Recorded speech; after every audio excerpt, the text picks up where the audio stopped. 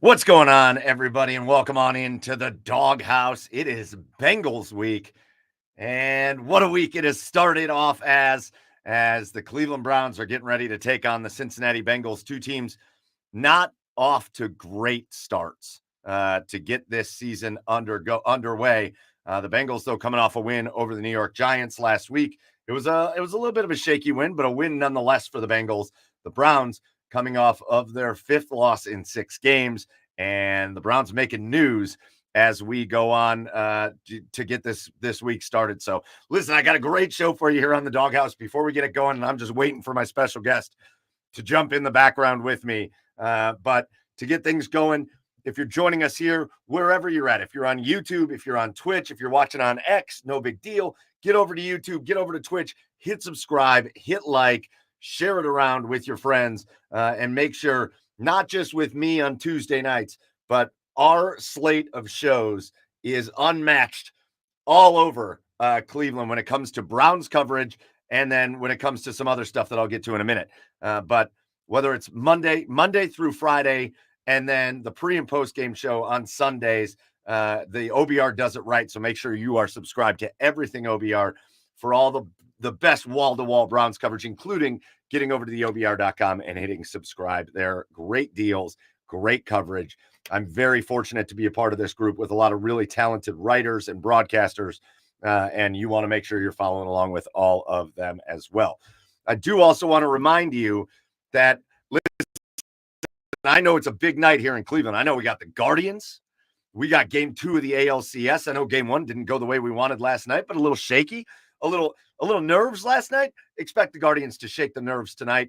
We got Guardians tonight, and you can hang out with us. Listen, you can have the Guardians on. You can have it on the TV, have it on in the background. But we've got Garage Beers at 9 o'clock, and we're going to be talking. We're going to be kind of live reacting to the Guardians as we talk about the Browns. It is the home opener tonight of the Columbus Blue Jackets, a really emotional night down there in Columbus with everything going on as they pay tribute and homage to Johnny and Matthew Gaudreau. But the first home game, they're off to a pretty good start to the season. So we'll talk a little bit about the Blue Jackets. We'll talk about that wild Ohio State-Oregon game and what it means for the Buckeyes moving forward.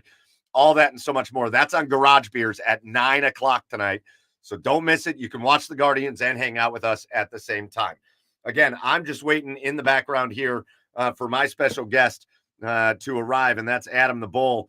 Adam the Bull from, you guys know him from a lot of good years at 92.3 The Fan, and now over at the Ultimate Cleveland Sports Show and everything else Bull does. He does the Ultimate Guardian show, so he'll be live reacting to the Guardians game after the game tonight. So as soon as Bull gets here, I'm going to bring him in. I thought he'd be a fun person. I don't know why my lighting does this. It's all crazy. I thought Bull would be a fun guest tonight because Bull's a Bengals guy, and he's always said that. He's been a Bengals fan his whole life. I think he does an awesome job covering our Cleveland sports here, and really he's become a Clevelander. But I thought this was a cool opportunity for him to kind of represent the Bengals side of things. He doesn't get to do that very often here in Cleveland as we look forward to Joe Burrow and the Cincinnati Bengals, a team that I think we in Cleveland have taken for granted a lot as far as the Browns. You expect to beat the Bengals. You expect the way the Browns have played Joe Burrow and the Bengals, you expect there to be a victory for the Cleveland Browns. But we will see. We'll see what happens this week. So as soon as Bull gets here, we will bring him in. But listen, I'll get your guys' information here too. And, something might have held Bull up. I haven't heard from him yet, but something might have held him up. When he gets in, I'll bring him in. But let's you and I have a show while we wait for Bull to get here. And you guys throw things in the comments. If you have questions, if you have topics you want to talk about, you throw them in and we'll get to it. But let's start with this, guys. Let's start, Browns fans, with the big news of the day. And the big news of the day is the Browns made the first of what I would imagine, unless something really crazy happens, the Browns made the first of some moves that kind of signal that, hey, things aren't going the way we want to this year. And we're going to take the opportunity this year to maybe recoup a little draft stock, to maybe set our sights toward the future a little bit more than what we have over the last couple of years. And the Cleveland Browns traded away Amari Cooper today to the Buffalo Bills. Amari Cooper goes to the Bills. In return, the Browns get a third-round draft pick and then they do a pick swap. I think they sent a 7th to the Bills for a 6th. Or maybe that was vice versa. Again, I don't remember exactly, but the big part of the deal is the Cleveland Browns trade away Amari Cooper for that 3rd round pick. And I'm interested. You guys, again, jump in the comments and I'll throw your stuff up here. But I'm interested to hear everybody's take on it. Chris, this has been the thing for me. Chris in the comments says, I don't think they're going to rebuild. And that's been the thing for me. It's been very quick. It's been very quick for a lot of Browns fans I've been going back and forth on Twitter, and I love the interaction. But it's been very quick for Browns fans to say, oh, all right, well, they're just in full-on rebuild mode. I don't see it. Listen, you might not like this. But as long as Deshaun Watson is here and he has the cap hit that he has, he's going to be the quarterback. They can't really afford to go into rebuild mode with that. Like, the option is that you just got to try to win as many games as you can with that dude right now. Now, it's not working this year. And Gregory H says, I wonder if this is the first sign of the punt. I think it's certainly a punt on this year. I think it's certainly the Browns acknowledging, one, let's talk about Amari Cooper for a minute.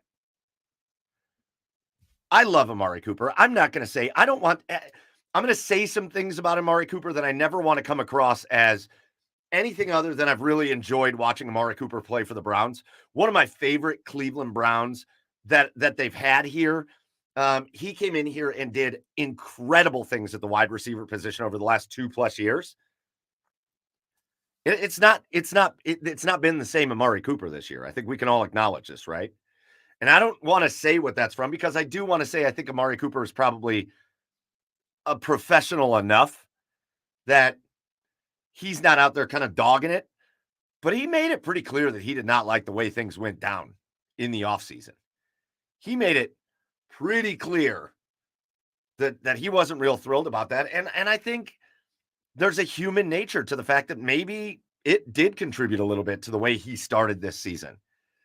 And the dropped pass, leading the league in drops for a while there. And just not looking like the same guy. And I would imagine the conversations in the locker, I think that's something we always kind of forget. They're having these conversations in the locker room. A lot of times these things aren't surprises like they are to us. Like when that news broke today, a lot of Browns fans were like, whoa, where did this come from? I'm going to guess that conversation's been happening in the locker room. And Amari probably said he wouldn't mind moving on. And listen, this is a guy that probably wasn't going to be here next year. That's the fact. They were not going to pay Amari Cooper what he was going to want to get paid to play here next year. We knew that. We knew that going into this year. It's why they didn't sign him to a long-term deal. And so I have to tell you, this deal in and of itself, I'm excited for this deal. I don't know what's happening. I look like a ghost. But if I do that, it's all right. I'm excited for the deal. I know a lot of people might not like that, but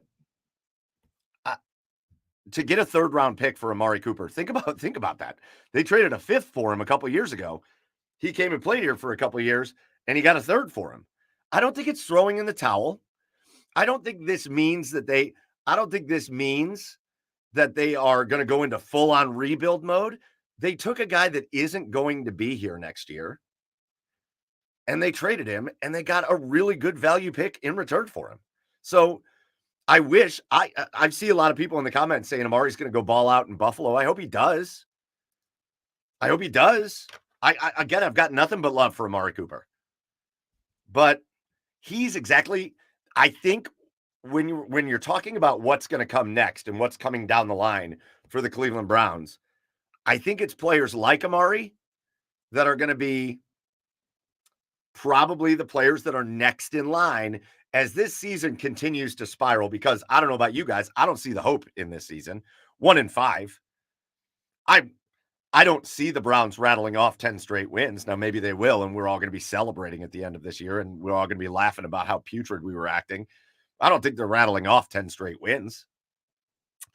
They're they're the 4th oldest team in football. You got a lot of veteran players on short-term deals that are meant to be role player type players. I think you're going to see some of them go. I think, I I don't know exactly the names that we should be watching. Zadarius Smith comes to mind as a guy that I love. Zadarius Smith. I love him on the Browns. He's not a guy they're building around for the next 3 or 4 years. Maybe, we'll see. We'll see about, I don't think you can trade Juan Thornhill unless he shows that he can be healthy, but he'd be a guy that I would think about. But players like that, again, I don't think so many people have gotten onto Twitter and they've been talking about, they're going to trade Myles Garrett. They're going to, Joe Bitonio traded. They're not trading any of those guys. They're not trading Nick Chubb. They're not trading Myles Garrett. They're not trading Jeremiah Owusu-Koramoah.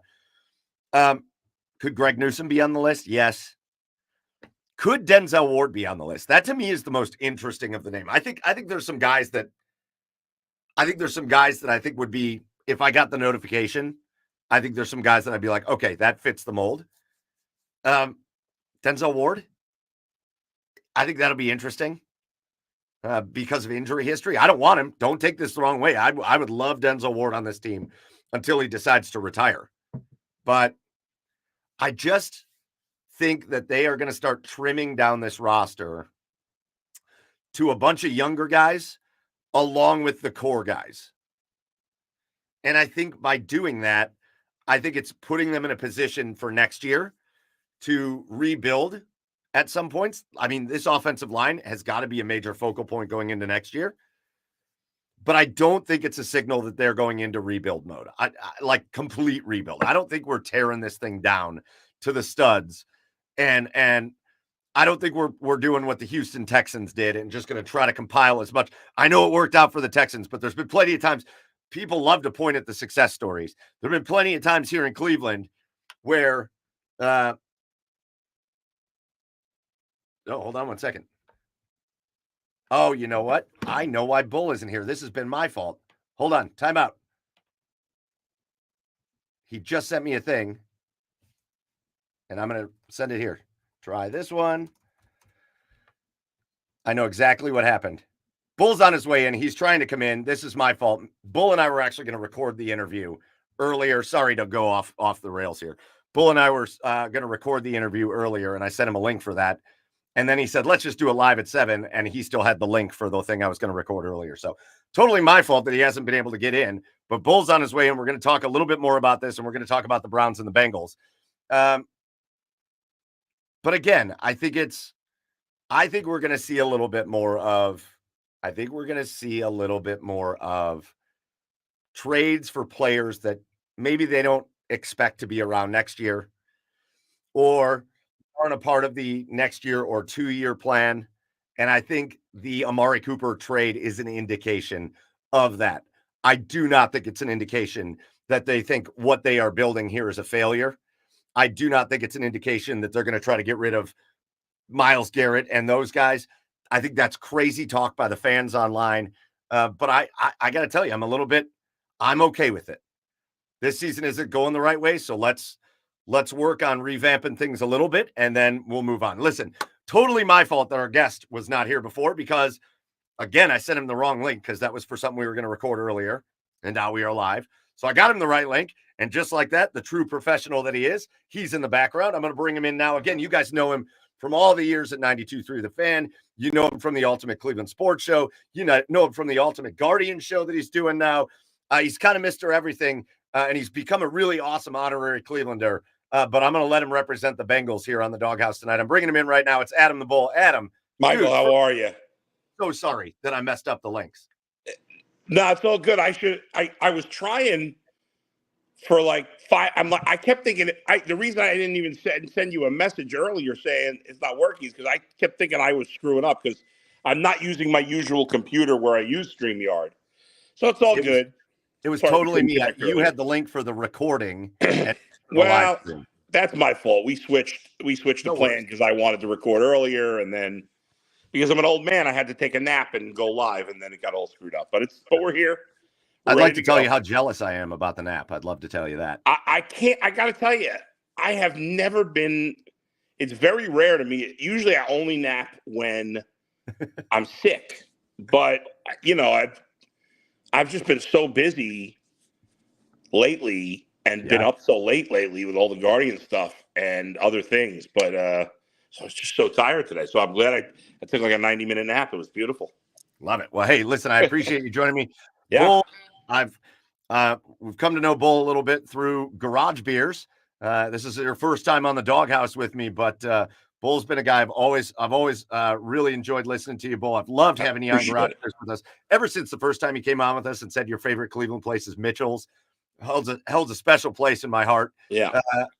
And so, still is. Oh, go ahead. No, it still is. I mean, How can it not? There's obviously some additional restaurants in the mix, Yeah. but Mitchell's is a special place. It really is.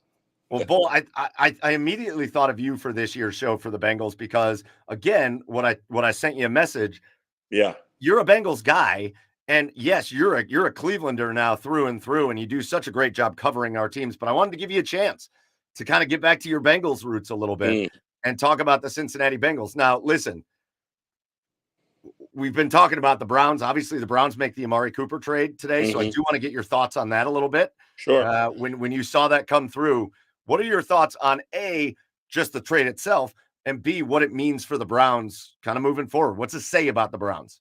I mean, to me, it clearly states that they're waving the white flag on this season. Whether it leads to other things, we'll see. I caught what you were saying right as I was coming in. I assume you were talking about Myles Garrett and the possibility of him being traded, and you don't like it. I don't think it's going to happen. I don't think Myles Garrett's going to get traded. The only thing I'll say about that is if he wants out at the end of the season, if he pushes to get out, and we've just seen the way the wind blows on these things. When a player wants out, they usually get their way in the end when he's a superstar.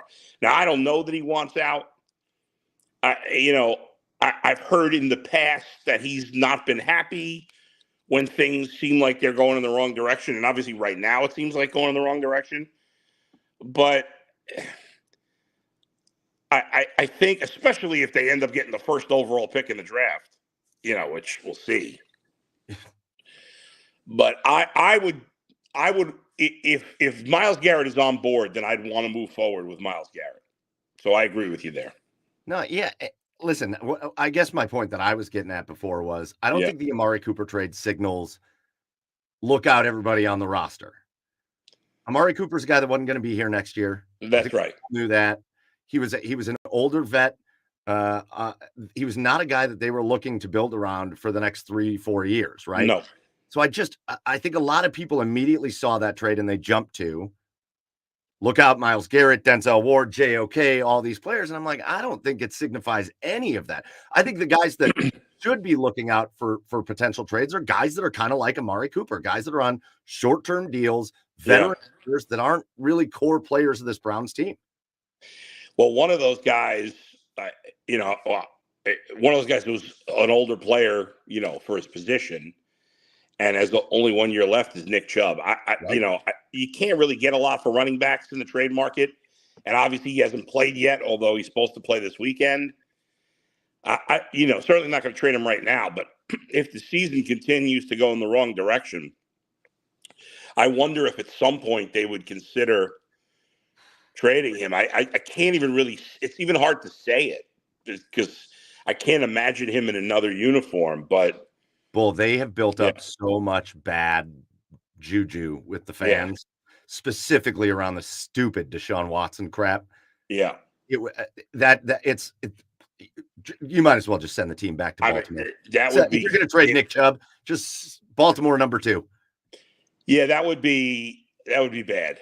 Yeah, that would be bad. I think it's a bad call, but could they maybe get something again as the season goes along? Could they trade Joel Bitonio? Could they trade Jack Conklin if anybody wanted him if he played all right? I mean there are some other trades, but I agree with you.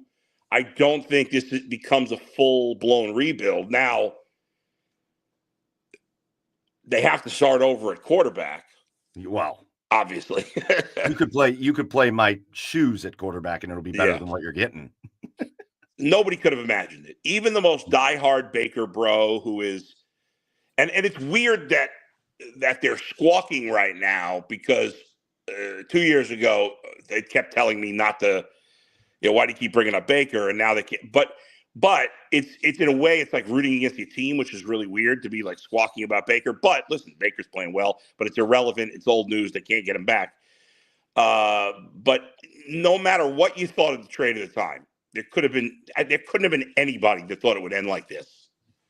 I guess it hasn't ended officially yet, but that it would appear to be ending like this. No, even if you hated the situation at first, which a lot of people did, rightfully so. Yeah. You would have thought Deshaun Watson would be the worst quarterback in football, and he is. He's the worst quarterback in football. Easy. It's hard to believe, but that's where we are, unfortunately. I'm sitting there watching Jared Goff going, man, I'm so jealous.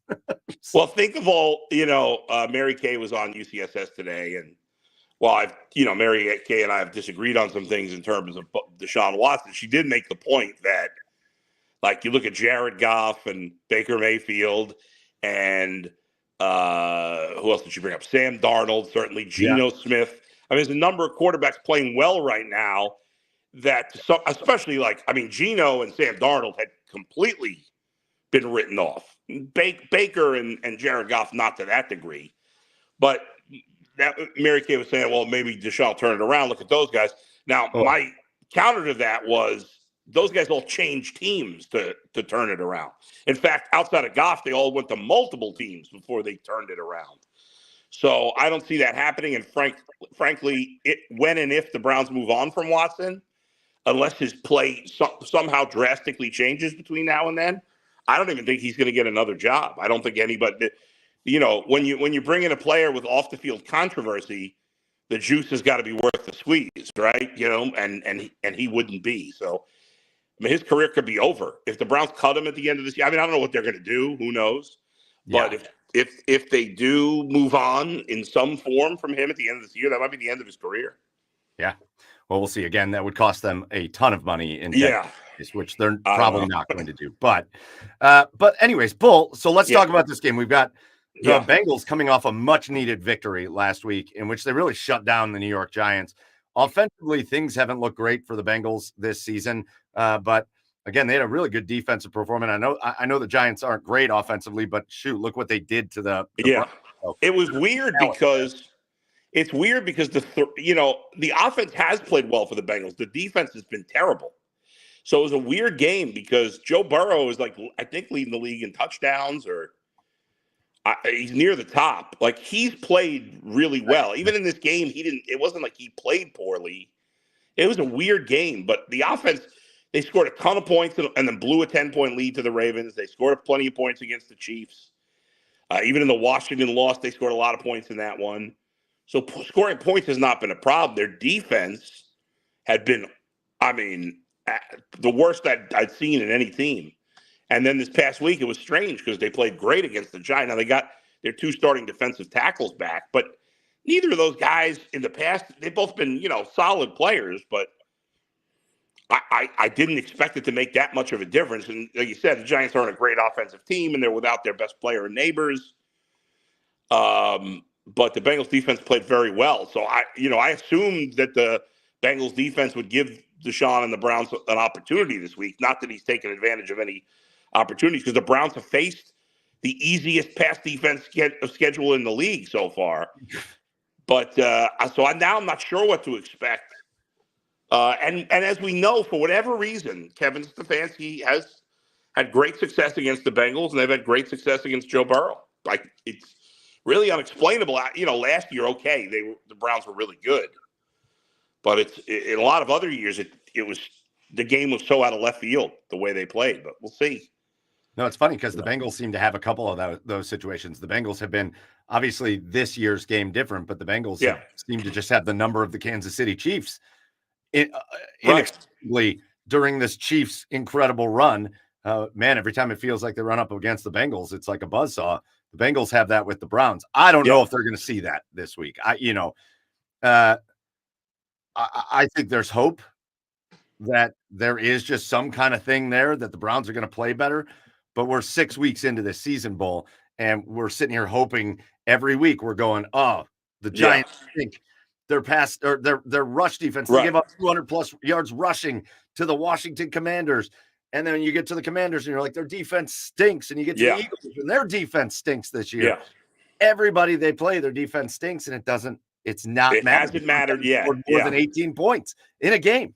Yeah, I mean, the three guys that have stood out to me that have played really great against the Bengals in the past are, and none of these are a surprise, Nick Chubb, Myles Garrett, and Denzel Ward have all played really well against the Bengals. They've been key guys. Like Denzel Ward has done a very good job on Jamar Chase, or if Chase hasn't played.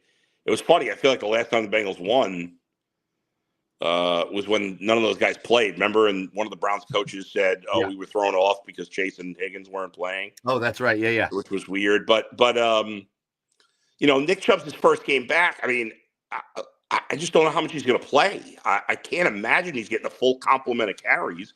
I guess you don't know. And listen, even on 8 carries, Nick Chubb could get 100 yards and it wouldn't shock me. He's that kind of player.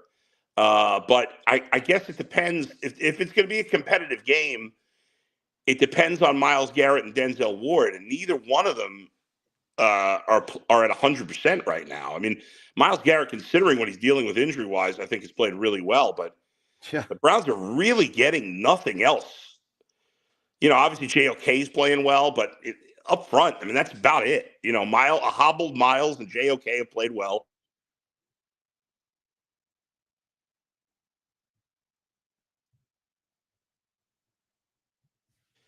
It's been the best overall this season. It's the best line Burrow's played behind, so maybe that makes a difference. But just the way the Browns have played against the Bengals in the past, I'm not going to count them out in this game. What's the conversation around the Bengals Bowl? What's the conversation with Bengals fans right now? And again, I know you talk way more to Browns fans. Yeah, I don't really talk to any Bengals fans at all. I don't really watch much Bengal content. I watch my guy James Rapine a little bit, who used to cover the Indians / Guardians back in the day. But I don't interact with any Bengals fans because I don't know any Bengals fans. But obviously the biggest concern has been the defense because it's been terrible. The secondary's been awful. The defensive line, like the Bengals defensive line, in a way, it's similar to the Browns defensive line. You got one superstar, obviously. Myles Garrett's better than Trey Hendrickson, but Trey Hendrickson is an underrated player. I mean, he's a top 10 pass rusher, maybe top 5. So he's obviously a lesser version of Myles Garrett, but he's the closest thing the Bengals have. And he doesn't have much around him. Like I said, the D tackles played well, but neither one of those guys get much pressure. Sam Hubbard, the former Buckeye, of course, on the other side, he's not very good. I mean, he's okay against the run, but he doesn't get to the quarterback at all. So unless they blitz, they rarely get pressure outside of Hendrickson, and their secondary has been suspect big time. I thought the secondary would be better because they brought in Geno Stone from the Ravens, who had a good year last year, and they brought back Von Bell, but it really hasn't been particularly good. So that's the biggest concern. But like you said, I mean, at this point, it's hard to believe that Deshaun Watson's going to take advantage of that, especially now that he doesn't, he's lost his best receiver. And I know Amari Cooper hasn't had a particularly good season. But, just Jerry Jeudy and Elijah Moore and Cedric Tillman don't really scare you much. So, yeah. No, it's interesting. It's obviously interesting to hear the thoughts about the Bengals because it's also been a tough schedule for them too. Like that's I think the Patriots loss is pretty gross at the start. That was awful. I was so guys pissed. coming back and getting back in the swing of things, and you never know how week 1 is going to go. Yeah, it's weird. It is weird every year, but then we're talking about the Chiefs, a great game against the Chiefs. You just came up a little short in Cincinnati. The Commanders, who knew when they lost to the Commanders? I was like, what a joke of a franchise are the Bengals losing. Yeah. Who knew the Commanders were going to be a really good football team? Yeah, that was impressive. I mean, Jaden Daniels was amazing in that game, and the Ravens' loss was the biggest heartbreak because they had a 10-point lead in the fourth quarter, and then it's tied, and Burrow had thrown five touchdowns and had like 400 yards, but the Ravens tied it, and then he gets picked, and like I'm not killing him for that because unlike Deshaun Watson, Joe Burrow throws with anticipation, right? He obviously he's got better receivers, But he throws the ball saying, Jamar's going to be here. He's going to get open. And in that case, he threw with anticipation. And in that particular case, very rare, Jamar Chase didn't get open. He got kind of held up, and that's why it got picked off. But what frustrates me as a Bengals fan is Zach Taylor. He plays scared. He plays not to lose. And when you have an offense like the Bengals have, Burrow, in my opinion, is the second best quarterback. I know there's certainly an argument for Josh Allen or Lamar Jackson, but I think Burrow's the second best quarterback in the league. Obviously, their 1-2 punch at wide receiver is, if not the best, certainly in the conversation for the best. So when you have that kind of weaponry, like, you can't play conservatively. You can't play not to lose. And even after the interception and the game tied, they go to overtime. The Bengals get a turnover, and they were just happy to try a long field goal. And I was screaming at the TV. And yeah, if it's a good, I get it. McPherson's a good kicker. That overtime, I don't know if you saw it, but it was a bad snap. And, and if it's a good snap, but yeah, the Bengals probably win the game because McPherson's going to make that kick most of the time. But why play conservatively? Like, you got to just trust. I would always trust. If I have a quarterback that I trust, I'm never going to play for a field goal. I just don't like that. Or I'm certainly not going to play for a long field goal, even if I got a good kicker. I'm not going to run the ball 3 times. So I think Zach Taylor is a subpar coach. I think that hurts them. But really my biggest frustration is that they're going to waste Joe Burrow and he's never going to win a Super Bowl because Mike Brown doesn't spend, right? Like, Jimmy Haslam is an awful owner. We know that. Yeah. The only thing we like about Jimmy Haslam is that he spends. Lots. Right. And Mike Brown doesn't spend. I mean, he spent on Burrow, and it's not fair to say he doesn't spend, but he doesn't spend like Jimmy Haslam. And so, Jamar Chase should have an extension already. They should have locked up T. Higgins. And in the end, if they have to let Higgins go, even though I think it's a mistake, I could live with that. But you have to lock up Chase. I mean, if you don't lock up Chase, then what was the point of signing Burrow? Because, Higgins is a good receiver, a very good receiver. But Chase is, in the discussion for the best wide receiver. You can't let him go. Ultimately, I do think they'll sign him. But if they don't, that's just it's inexcusable. So I have a lot of the frustrations that Guardians fans have with their owners sometimes, even though overall I think the Guardians run their organization much better than the Bengals do. But the frustration is that ultimately they don't spend enough money. So I love Burrow. I love Chase and Higgins. The rest of the team is okay. But, you'd rather have, in the end, I think, I'd rather have a great running back, quarterback, wide receiver, and the rest of the team be okay than those positions be weak and the rest of the team be stronger. When you look at the Browns versus the Bengals, like, neither team has a great record, but you'd much rather be the Bengals right now because you got your quarterback set. 100%. Taking the owner out of it and that part of it, but like just the roster. Even though the Browns roster, outside of quarterback and wide receiver, is better than the Bengals in a lot of areas, even though it hasn't looked like it lately because they haven't played very well. Myles Garrett's obviously better than anybody in the Bengals D-line. JOK is better than any of the Bengal linebackers. Denzel Ward's better than anybody in the Bengals secondary. Offensive line, the Browns did have a huge advantage, although it hasn't, at this point, I don't know. Right. I think the Bengals offensive line might actually be better. Certainly Nick Chubb's way better than any of the Bengals running backs, although I do like Chase Brown a lot. Browns are better at tight end. It's just they're better. They have more positions where the Browns have a special player and the Bengals don't. But ultimately, the Bengals have that quarterback and that superstar wide receiver. And in the end, I take that over having all these other things. Well, yeah, quarterback's the most important position in football, in any sport. And the Bengals have it figured out. It's going to be interesting. I do think this bowl, normally you talk about coming into Cleveland, Huntington Bank Field now.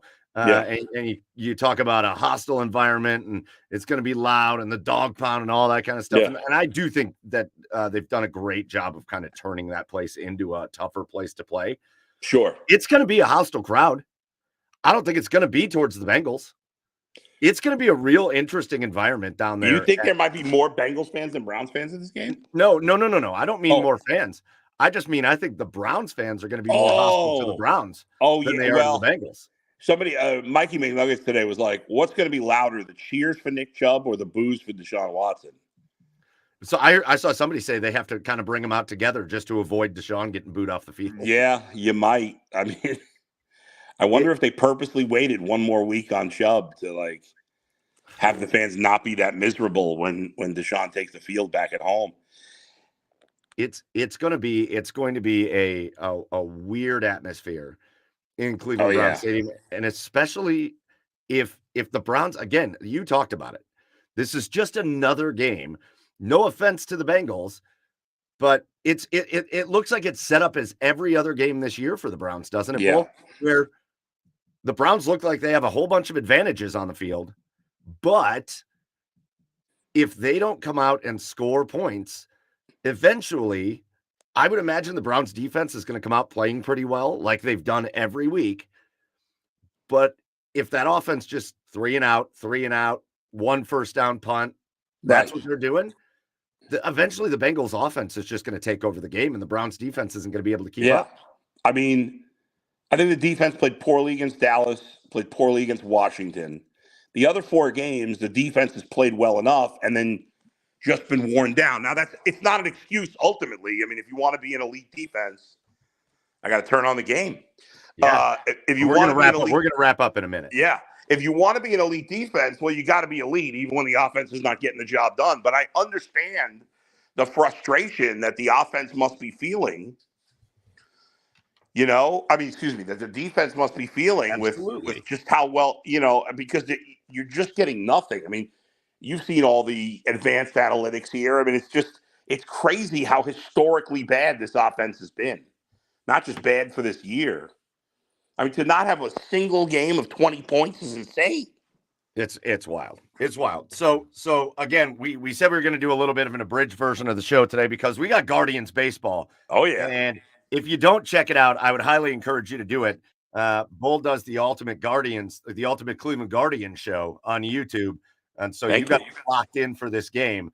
But real quick, to wrap up the Browns and the Bengals, Bull. Yeah. We talked about some keys to this one. And again, to me, the key to this game, if you're the Browns, the offense has to stay out on the field.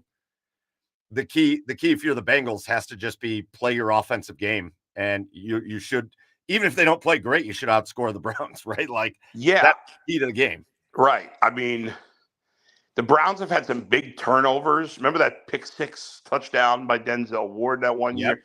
Like, they've had a lot of big turnovers in this head to head. Yeah. So I mean, from an offensive standpoint, if the Bengals play like they've played their offense did not play well against New England, did not play well against the Giants, but offense, which is so weird that they didn't play well against those teams, but they played well against Baltimore and Kansas City. If they play offense like they've done in 4 of the 6 games this year, the Bengals will probably win this game. But if they play offense like they did against the Giants last week, well, then it could be a competitive game. It's going to be interesting. I mean, in the end, if Joe Burrow, the bottom line always against the Bengals is if Joe Burrow has time to throw, he's going to make you pay way more often than not. Yeah. And you could say that about anybody, but he's a better quarterback than most other guys. So he's going to hurt you more, and he's got better weapons than most quarterbacks have. Yeah. But like I said, I mean, it also depends how much, Denzel Ward's been so in and out of the lineup. Denzel can play with Jamar Chase better than any cornerback I've seen in the league. Martin Emerson and Greg Newsome cannot play with Jamar Chase. No. So, if Denzel's not in there, they're going after who's ever defending Jamar Chase, I think. And Higgins is playing really well now that he's been back from injury after a kind of a sloppy season by him last year. So that's it. I mean, the Bengals wide receivers, for the most part, when the Browns have won, the Bengals wide receivers have been kind of locked down in this series more than most teams have been able to do it. But it all starts with Miles getting the pressure and Denzel. Like if the Browns are going to win this game, I just don't even think it's going to be that much about the offense. I think it's going to be about Miles and Denzel playing, having elite superstar games like they have done before in this matchup. And if that doesn't happen, if Miles is kind of hobbled and Denzel's in and out of the lineup and doesn't have a particularly great game, then the Bengals should win comfortably. Well, I was just going to say before I let you go, what do you think happens? What's your official prediction for the Browns-Bengals this Sunday? I say the Bengals win 23-10. That's what I'm saying. Yeah, I cannot predict the Browns score more than 20 points, so we're going to keep them under that. And until they show that they can put a game together, I don't know how anybody can pick the Browns. And again, this is a matchup they should be okay in, but we'll see what happens. By the way, I know this is a Browns show, but how are you feeling about the Guardians right now? I was just going to ask you the same thing. First of all, I feel good. I mean, outside of the fact that they gave the game to the Yankees the other day. I mean, that was bad. You gave up a solo shot to Soto and a solo shot to Stanton. Otherwise, offensively, the Yankees didn't do a ton. But now the Yankees went 0 for 7 with runners in scoring position, which is like they scored 5 runs and got no hits with runners in scoring position. They had a sac fly, as you said, the 2 solo home runs, and then the 2 wild pitches. By the way, I know that every time the ball goes in the dirt, they call it a wild pitch. I think those are both pass balls. Bo Naylor's got to be able to stop those pitches. Now, he ended up throwing a walk, and at least one of those runs would have scored anyway on a walk, depending on, it was a frustrating inning and a frustrating game, but they need to get off to a good start here tonight. They have to win this game. Let's face it. I mean, if they lose this game, there's almost no chance of them winning the series. But if they win this game, it's a whole nother series. All the guys in the pen should be pretty fresh. They haven't pitched in 2 days. In a perfect world, Bybee's fantastic today, and none of the key guys in the pen have to go more than an inning. And then you get another day off tomorrow, and then you come for the 3 games in Cleveland, and hopefully none of those guys have pitched more than an inning in 4 days. That would be big. I didn't mind how Stephen Vogt used the pen the other night. I liked him putting some of the young guys in there. You got to give some of these guys a rest a little bit. I agree. They needed it. I would have liked to see Cobb go a little longer. Unfortunately, he just couldn't do it. Now he's off the roster. They replaced him with Ben Lively. Well, and that's fine. Lively was pretty good for them. I know he struggled down the stretch, but if Cobb can't pitch healthy through a game, then you can't have him on the roster. So no. I'm with you, man. I didn't have a problem with Cantillo going in there. I know a lot of people did. No. I didn't like bringing him out for the next inning, but the rest of the guys after Cantillo pitched well. I mean, I know Sobrowski gave the home run, but I thought he pitched well, and he's pitched well overall in the playoffs. Yeah. Pedro Avila did a great job in his long relief role, and even Andrew Walters, who had struggled in that inning against the Tigers, pitched well in the 9th. I know there was not a lot of, it's a 5-2 game in the 9th, but still, I think it was good. That was the only positive there. And, Quan and Rocchio are getting it done. The bottom line is Jose, listen, he's okay. The batting average is bad. He's made good contact, but he's got to come through. That in the 8th inning, down 5-2 with 2 on, he can't ground out. And Josh Naylor's got to hit. I mean, people are saying, well, they should bench him. No, they can't bench him. He's been their second best hitter. He's got to break out. If Ramirez and Naylor are not knocking in runs, then they're going to lose the series. It's that simple. The other thing, I always hate playing the Yankees in the playoffs because it feels like they all just got to settle down. Just relax. Yes, you're in Yankee Stadium. Yes, there's an aura there. Yes, it's the pinstripes. But calm down. Just play your game of baseball. Stop swinging at everything. Stop making their pitchers look better than they are. Calm down. Play your brand of baseball, and you can compete with the Yankees easy. You've done it all season. All season. That's right. I agree with you. Guards. Man, Jose Ramirez is out here way ahead of pitches, unfortunately. Yeah, and I missed the first 2 batters. I thought I was watching the game, and I didn't realize because I had it on mute that they were replaying game 1. So I just put on. I missed the first 2 batters. So what happened with Quan and Manzardo? They both made outs. Yeah, Quan popped out. He's been doing that a little too much lately. And Manzardo swung at a pitch that almost hit him in the shoes. Jose, he just missed the home run. Which, He keeps doing that. He's done it a couple times. Darn Anyways, it. Bull, Yeah. we're gonna let everybody go watch the game. I'm gonna let you go Yeah. watch. Thank you for Thanks, coming on to Mike. talk Bengals and Browns just shortly. Sorry again about the snafu at the beginning. All But good, my friend. Bengals and Browns Sunday at Cleveland Brown or Huntington Bank Field. Hopefully the Browns can get off the schneid, but I know you want. They're not paying us, Michael. They're not paying us. We don't have to say it's Huntington Bank Field. Oh, that's true. That's true. I just got to get it, though. I got to get it right in my head. That's true. But I hear you. make sure you catch Bull. Again, he's going to be talking Guardians later. So make sure you catch Bull there. Make sure you catch him on the Ultimate Cleveland Sports Show. Bull, I appreciate your time, man. Go watch the Guardians, and we'll catch up with you again real soon, I'm sure. See everybody. That's Adam the Bull, man. Love having that guy on. Just a really, really nice guy. One of my favorites. And a guy that, again, does a lot of good work talking about our Cleveland teams, but also giving us a little insight on what he knows about the Cincinnati Bengals for this week. I'm going to let you guys go watch the Guards. But again, come hang out with us because at 9 o'clock, we've got Garage Beers live. We're going to all be hanging out. We're going to be watching the Guardians. We're going to be live reacting to the game. We can't obviously have it on the screen, but we'll be live reacting to the game. And we're going to talk about the Browns. We're going to talk about the Blue Jackets home opener tonight. That's, I mean, what a story that is tonight.